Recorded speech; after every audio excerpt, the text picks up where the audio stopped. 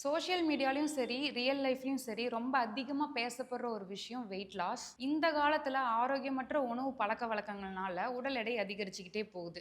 என்னால ஈஸியா weight loss பண்ண முடியுமான்னு கேட்டீங்கன்னா, கண்டிப்பா பண்ண முடியும். அதுக்காக நீங்க சாப்பிடாம இருக்க வேண்டாம். எந்த ஒரு வெயிட் லாஸ் பவுடரோ, ட்ரிங்கோ வாங்கி குடிக்க வேண்டாம். நான் சொல்ற இந்த மெத்தட் பார்த்தீங்கன்னா, சயின்டிஃபிக்கலி ப்ரூவன். எப்படி ஹெல்தியா வெயிட் லாஸ் பண்றதுன்னு இந்த வீடியோல சொல்றேன். வீடியோ கடைசி வரைக்கும் பாருங்க. ஹாய், ஐ அம் டாக்டர் பொற்கொடி ஹரி, சித்த மருத்துவர். இந்த மாதிரி யூஸ்ஃபுல்லான கண்ணுக்கு டாக்டர் பொற்கொடி ஹரி சேனலை சப்ஸ்கிரைப் பண்ணிட்டு பக்கத்துல இருக்க பெல் ஐகானை கிளிக் பண்ணிக்கங்க. First calorie deficit. வெயிட் லாஸ்ன்னு ஸ்டார்ட் பண்றீங்க அப்படின்னா ஃபர்ஸ்ட் கவனிக்க வேண்டியது இந்த கலோரி டெபிசிட் தான். அதாவது நீங்க சாப்பிட்ற உணவை விட உடம்பு யூஸ் பண்ற கலோரி அதிகமா இருந்துச்சு அப்படின்னா உடம்புல இருக்க கொழுப்பு அதிகமா பேர்ன் ஆகும். ஃபார் எக்ஸாம்பிள், நம்ம உடம்புக்கு ஒரு நாளைக்கு 2200 கலோரி தேவைப்படும். அதுல 1800 கலோரி வந்து நீங்க சாப்பாடா எடுத்துக்கணும். மீதி 400 கலோரியை டெபிசிட்டா விட்டுறணும். இப்படி ஒரு நாளைக்கு 400 to 500 கலோரி டெபிசிட் பண்ணீங்க அப்படின்னா ஒரு வாரத்துல அரை கிலோல இருந்து 1 கிலோ வரைக்கும் வெயிட் லாஸ் ஆகும். ஒரு மாசத்துக்குன்னு பாத்தீங்கன்னா 3 to 4 கிலோ வரைக்கும் வெயிட் லாஸ் பண்ணலாம். அதுவே உடம்புக்கு தேவைப்படுற கலோரியை விட அதிகமா நீங்க சாப்பிட்டீங்க அப்படின்னா அது வந்து நம்ம உடம்புல கொழுப்பா போய் தேங்க ஆரம்பிச்சிடும். இதனால வெயிட் கெயின் தான் ஆகும், லாஸ் ஆகாது. கலோரி டெபிசிட் வெயிட் லாஸ்க்கு ரொம்ப இம்பார்ட்டன்ட். Second, intermittent fasting. இதை பத்தி நிறைய சோஷியல் மீடியால கேள்விப்பட்டிருப்பீங்க. இந்த இன்டர்மிட்டன்ட் ஃபாஸ்டிங்ன்றது 14 மணி நேரம் சாப்பிடாம இருக்கணும். ஐயோ, 14 மணி நேரம் எப்படிங்க டாக்டர் சாப்பிடாம இருக்கிறது, ரொம்ப கஷ்டம் அப்படின்னு நினைப்பீங்க. உங்களுக்கு ஒரு ஈஸியான மெத்தட் சொல்றேன். உங்களோட இரவு உணவை இரவு 8 மணிக்குள்ளேயே சாப்பிட்டு முடிச்சிடணும். மறுநாள் காலையில 10 மணி வரைக்கும் சாப்பிடாம இருக்கணும். 10 மணிக்கு மேலதான் சாப்பிடணும். நீங்க இந்த 14 மணி நேரம் தான் அந்த இன்டர்மிட்டன்ட் ஃபாஸ்டிங் இருக்கிறது. இதுல பாத்தீங்கன்னா 8 மணி நேரம் தூங்கிடுவீங்க. மத்த நேரம் அதை மீறி பசியா இருந்துச்சு அப்படின்னா ஏதாவது ஒரு மூலிகை டீ குடிச்சுக்கலாம், இல்லைன்னா தண்ணி குடிச்சுக்கலாம். கட்டாயம் எதுவுமே சாப்பிடக்கூடாது.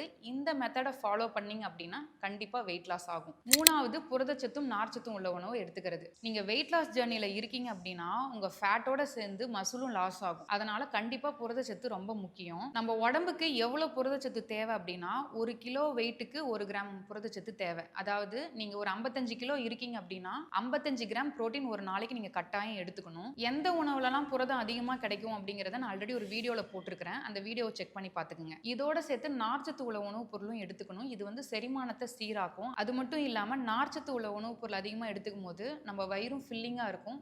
ஃபுட் கிரேவிங்ஸை கம்மி பண்ணும்.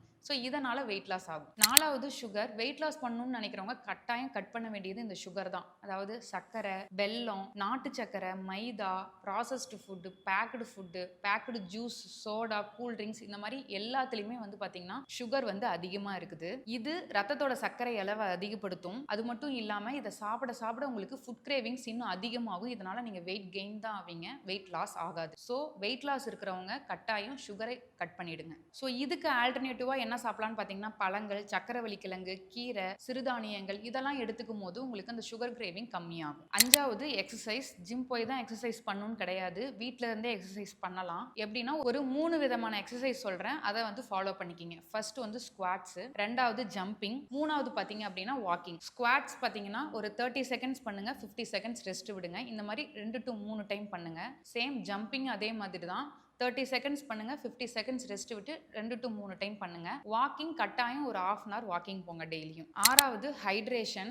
வெயிட் லாஸ் ஜர்னில இருக்கவங்களுக்கு ஹைட்ரேஷன் ரொம்ப முக்கியம். ஏன்னா சீக்கிரமா டீஹைட்ரேட் ஆவீங்க, தண்ணி ரொம்ப தாகம் எடுக்கும். ஒரு நாளைக்கு 2 to 3 லிட்டர் தண்ணி கட்டாயம் குடிக்கணும்.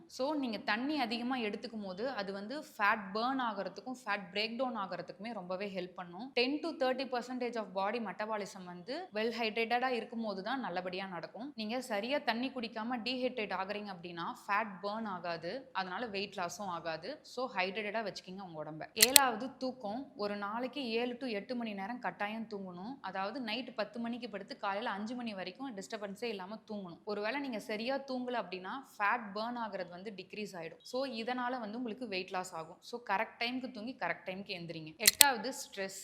நீங்க வந்து ரொம்ப ஸ்ட்ரெஸ்ஸா இருக்கீங்க அப்படின்னா கண்டிப்பா ஃபேட் அக்குமுலேஷன் வந்து அதிகமாகும். ஏன் அப்படின்னா நம்ம ஸ்ட்ரெஸ்ஸா இருக்கும் போது கார்டிசால் ஹார்மோன் வந்து அதிகமாகும். இதனால ஃபேட் வந்து பர்ன் ஆகாம இன்க்ரீஸ் ஆக ஆரம்பிச்சிடும்.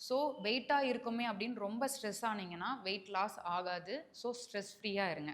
இந்த 8 ஸ்டெப்பையும் ஃபாலோ பண்ணிட்டு வந்தீங்க அப்படின்னா ஒரு மாசத்துல 3 to 4 கிலோ வரைக்கும் நீங்க வெயிட் லாஸ் பண்ணலாம். இதை ட்ரை பண்ணி பாருங்க. ட்ரை பண்ணி பார்த்துட்டு எப்படி இருந்துச்சுன்னு கமெண்ட் செக்ஷன்ல கமெண்ட் பண்ணுங்க.